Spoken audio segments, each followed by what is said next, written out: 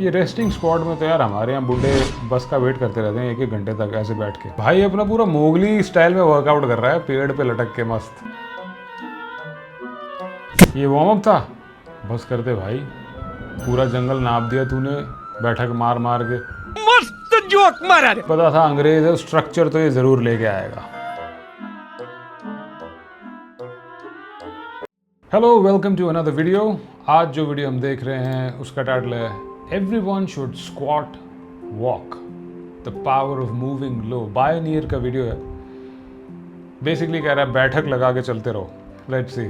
Always been something very satisfying about exercise that incorporates an element of locomotion, movement. I find that squatting on the spot, doing air squats, it can be a very effective way, even just with body weight, to build strength and size in the legs and strength endurance, because you've got to go those higher rep ranges.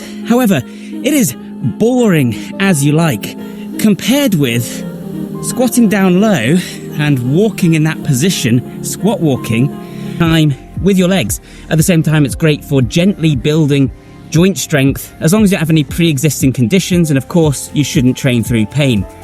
ये एक बहुत interesting चीज़ है ना। ज़्यादातर लोग heavy squats लगाते हैं legs वगैरह बिल्ड करने के लिए, या मशीन्स यूज़ करते हैं जो डेफिनेटली इफेक्टिव है, पर कई बारी जॉइंट्स पे भी वो लोड डाल सकती है ज़्यादा।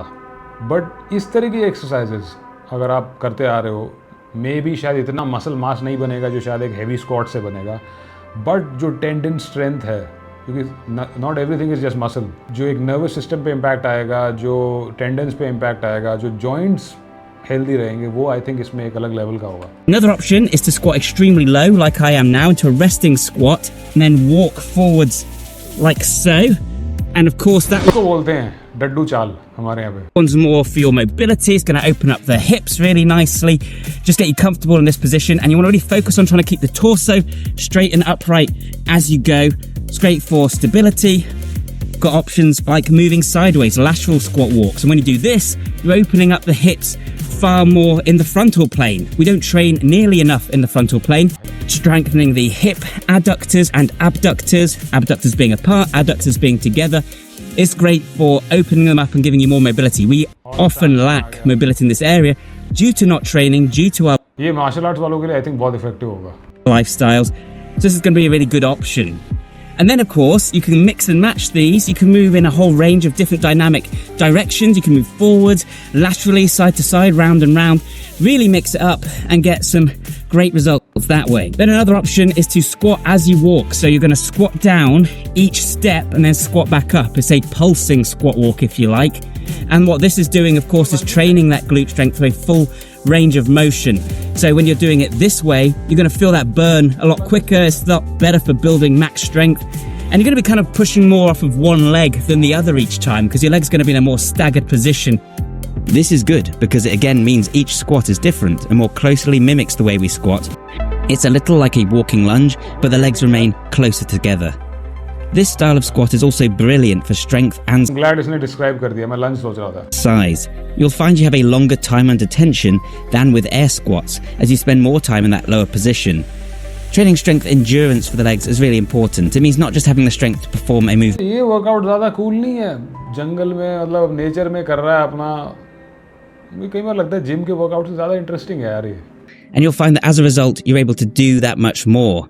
And what you find right away then is that means you can kind of just automatically do more reps because you're not thinking about it, just standing there monotonously repeating the same movement, and you can focus on a goal or just the scenery going by. It makes it that much easier to do higher repetitions. And it's also just because this is like a more natural movement. Just squatting, of course, is a highly natural movement. I've talked about it a whole load. The resting squat is a really important move. And we use squatting in our amortization phase when we're doing a vertical jump. ये resting squad में तो यार हमारे यहाँ बुढ़े बस का wait करते रहते हैं 1-1 घंटे तक ऐसे बैठ के। When do you really stop and squat with your feet exactly in line, your feet, pointing forwards or just a little bit apart, shoulder width apart, all that. If you're squatting down to pick something up, or if you're squatting underneath something, you're always going to do it with your legs in a slightly staggered stance or with one ये relevant point है यार। ज़्यादातर जो gym की training है ना बहुत ही linear है, एक ही प्लेन ऑफ मोशन में होती है। मतलब अगर आप बाइसेप कर्ल भी कर रहे हो तो बस एक प्लेन में हो रहा है, स्क्वाट्स भी कर रहे हो तो बस एक ऊपर नीचे मोशन जा रहा है। लेकिन रियल लाइफ में आप कोई भी काम करते हो, कोई भी फिजिकल एक्शन करते हो, वो जनरली इतना ज्योमेट्रिकली सिमेट्रिकल नहीं होता। कोई ज़मीन से चीज़ उठानी है तो ऑकवर्ड तरीके से आप झुकते हो, हर चीज़ हमेशा बैलेंस लोड में नहीं होती, तो वो वाली ट्रेनिंग मिसिंग है। This is a very relevant point. One leg slightly more internally or externally rotated. You need to be strong in all these different positions. And the very fact that you're moving, and especially if you're moving along uneven terrain as I am here, means that you get all those additional angles and all that additional benefit as well. It's far more cognitively engaging. It's a far more open skill. It's much more dynamic. It's repetition without repetition. This basically falls more in line with ecological training. Ecological training is an approach to training that, instead of looking at just strengthening certain muscles, instead looks at the organism, the environment, and the goals. So what environment are you in? What goal are you trying to accomplish? And what are your specific restrictions in terms of your biomechanics, limb length and proportions, tiredness, that kind of thing. And then you look for affordances in your environment, opportunities to move, whether that's a hill or an open space like this, and then you just भाई अपना पूरा Mowgli style में workout कर रहा है, पेड़ पे लटक के मस्त to go. And this kind of training in theory leads to better learning, better adaptation. So from a functional standpoint, squat walking really low is a really great option. And keep in mind that these aren't just hypotheticals. I'm not just talking like you might one day need to squat low and move around. You actually move low an awful lot in a variety of situations, whether you're playing with kids. You move low in martial arts a lot, especially grappling styles, but all styles. You move low in a whole bunch of sports. Cutting and changing direction is often done low to the ground. Of course, if you're in the military, moving low is important. Moving low is useful for stealth in general, moving quietly wherever you want to go. And you know me, I just like to have these options available to me. So moving low shouldn't really be the novelty, the exception. Moving low should be something that we all do more regularly than just repeating the same movement on the spot. And in many ways, it's a primal movement. We would have done this kind of movement king Julien भी बैठा हुआ भाई Madagascar का। far more, when we were hunter-gatherers. And also we see animals in the animal kingdom moving low all the time, usually with their legs slightly flexed. Now, of course, getting into a low position and squat walking around like this is a fantastic warm-up, a great way to lubricate the joints, the hip socket. ये warm up था, बस करते भाई, पूरा जंगल नाप दिया तूने बैठक मार मार के। And all those different dynamic planes of motion. At the same time, it's also great just as a mobility routine in itself. But I also don't want you to get it twisted. We can also use a range of variations here to build actual size and strength. So let's say you want to build strength, and a great way to do this is by doing drills of 1 minute, sets of 1 minute with a 1 to 2 minute rest in between, depending on your fitness levels. If you can't do a minute, 30 seconds is fine. And if a minute is easy, then you can go up to something higher, of course.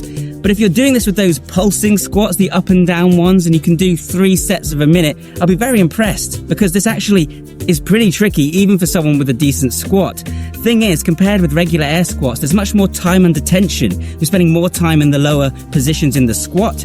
And as a result, भाई strength तो no doubt इसमें develop होगी आपकी 100%, but hypertrophy भी होगी तो सही यार। अगर कोई रेगुलरली ये मूवमेंट प्रैक्टिस कर रहा है, मे बी शायद जैसे हैवी स्क्वाट से जो मसल डेवलपमेंट होती है शायद वैसी ना हो, बट मुझे लगता है ज़्यादा इफेक्टिव ये होगी in real life. You're going to get a lot tired, a lot more fatigued, a lot more quickly, do a lot more damage a lot more quickly, and this just makes it a really efficient way to train. But if you want to build mobility, then of course choose the lower squat position or the lateral one, and you'll have a similar effect doing a minute at a time. It's also a fantastic warm-up.